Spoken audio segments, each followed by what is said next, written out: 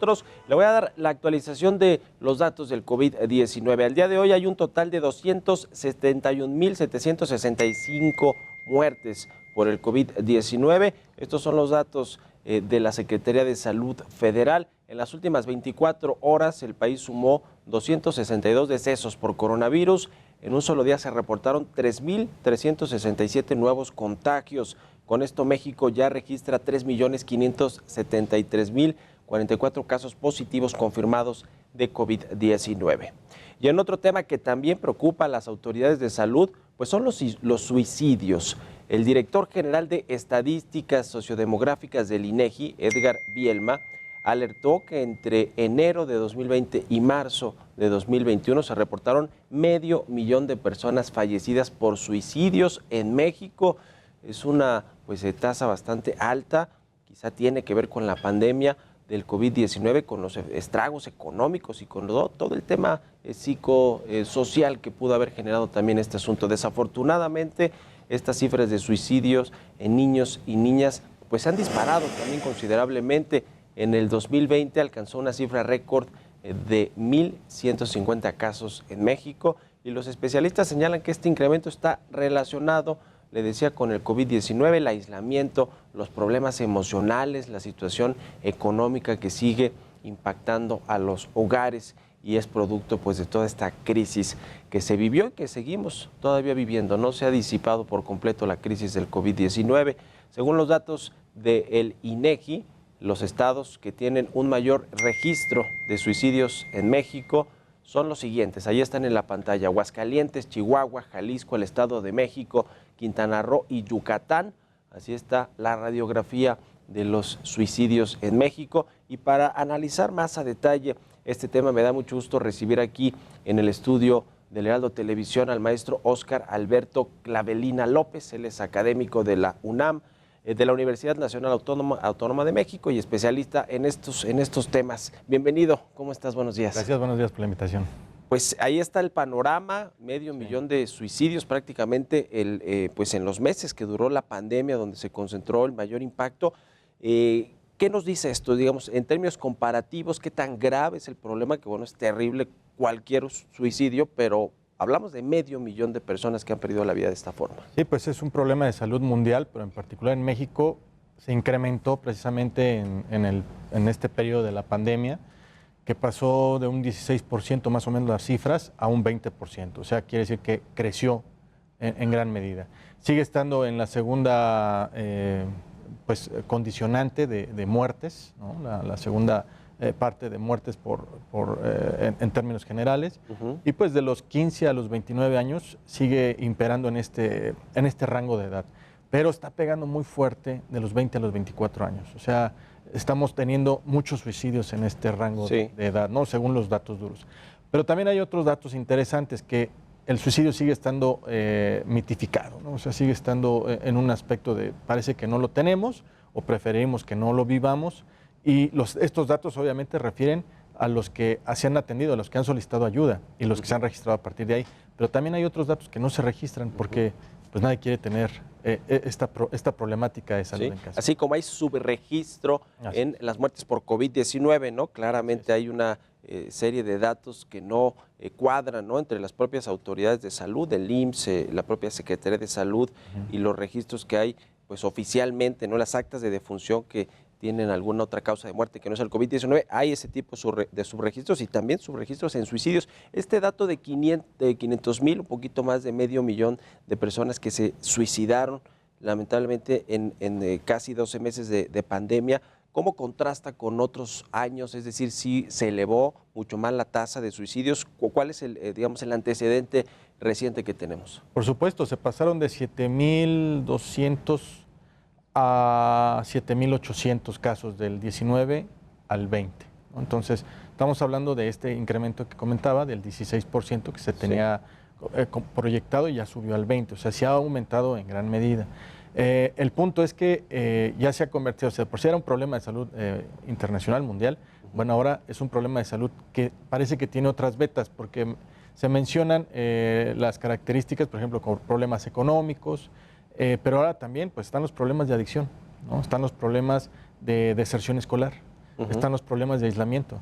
Entonces son otras vetas, otros aspectos que el contexto anterior no tenía y que ahora se tienen que analizar y se tienen que visualizar porque estamos viviéndolo, ¿no? O sea, el contexto de aislamiento, el contexto de deserción escolar, el contexto de adicción, son contextos que favorecen indudablemente este problema de salud, que es el suicidio. Se está atendiendo desde la parte de la política pública, ¿no? El gobierno tiene responsabilidad importante en atender, en atacar este problema de los suicidios. Por supuesto, creo que también tiene que ver el núcleo familiar, ¿no? Un poco el entorno cercano, inmediato que tiene cualquier persona que está vulnerable y que puede pues cometer algún acto de quitarse la vida, de suicidio, pero también hay una política pública que no sé si se está implementando correctamente, quizá a juzgar por los datos que tenemos no ha sido así.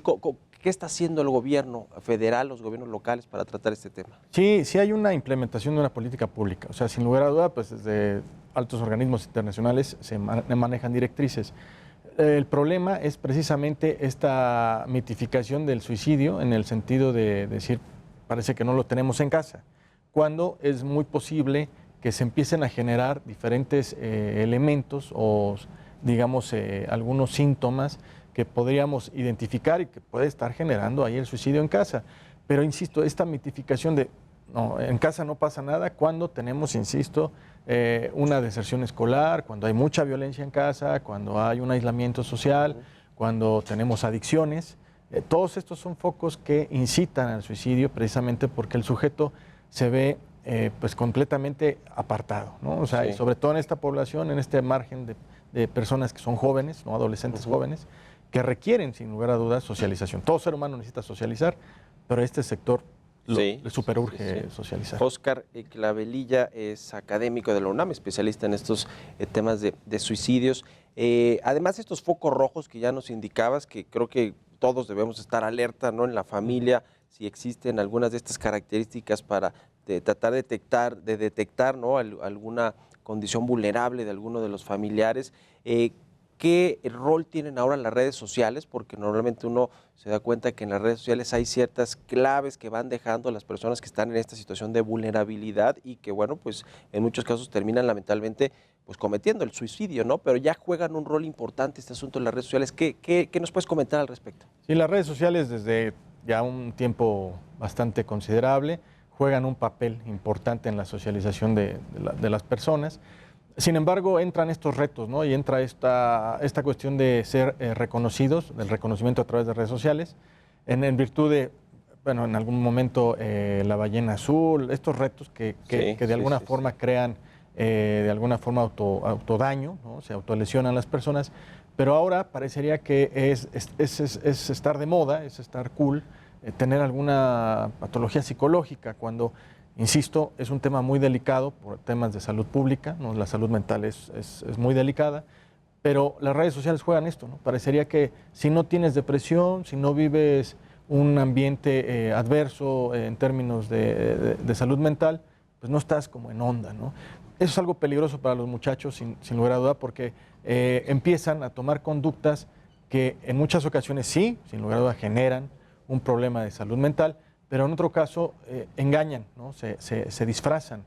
Eso es algo complicado, digamos, para la parte de contener esta salud mental, porque es la red social, pues parecería que es hoy por hoy quien dicta cómo se tienen que conducir este tipo de personalidades que están, digamos, emergiendo, que están consolidándose, ¿no? En este sector en particular, adolescentes, jóvenes, y es muy delicado, insisto, porque de por sí, pues con el contexto que tenemos de aislamiento, de adicciones y demás, pues no se logra notar o no se logra visualizar con una claridad, ¿no? Eso es algo interesante. Y por último, Óscar, quiero preguntarte, el gobierno, yo lo escucho en la radio, en la televisión, tiene estos spots para pues dirigirse a este público posiblemente vulnerable. Hay una línea, ¿no?, en la que puedes llamar para pedir ayuda, etcétera. Esto supongo que no es suficiente, pero sí abona. ¿Qué otras cosas tendría que estar haciendo el gobierno, la gente, las empresas, ¿no? Porque sucede mucho también con los trabajadores para evitar que pues haya más suicidios en México. Lo principal es quitarle el mito. O sea, es un problema de salud pública, un problema de salud a nivel mundial. es una enfermedad mental, ¿no? Propiamente, que se ha venido trabajando, o sea, se encuentra masificada, no hay que mitificarlo, o sea, no hay que decir aquí no pasa nada. Segundo, me parece que es interesante o importante visualizar, si la persona empieza a cambiar de conductas, se empieza a autolesionar, ya son, digamos, indicios de que hay un posible desahogo hacia allá. Recordemos que la persona que se suicida no se quiere quitar la vida, o sea, lo que desea es no sufrir. Sí. Entonces, el proceso de autolesionarse, el proceso de consumir sustancias, el proceso de empastillarse, etcétera, son, digamos, algunos rasgos fundamentales de inicio que nos pueden dar pie a ir visualizando posibles actos suicidas. Pero sí hay que estar atentos a nivel organizacional, ya sea como empresa, ya sea como familia, a este tipo de cambios de conducta, sobre todo en este rango de edad. No excluyo, sin lugar a dudas, a ningún rango de edad, pero sí hay una tendencia muy fuerte y que tiene que ver precisamente con el consumo de sustancias, sí, con la deserción escolar y obviamente por la falta de ingresos, ¿no? De tener trabajo en este sector de los 20 a los 24 y que sigue siendo hoy por hoy la segunda causa de muerte de los 15 a los 29 en el país. Pues un tema serio y preocupante. Muchas gracias, Óscar Clavelilla, académico de la UNAM, especialista pues en estos temas de suicidio. Gracias por haber venido aquí a las Noticias de la Mañana. Un placer. Muy buenos días. Hasta luego. Y a 3 semanas de su nombramiento como titular de la Secretaría de Gobernación, Adán Augusto López se reunió en el Senado con los líderes de los grupos parlamentarios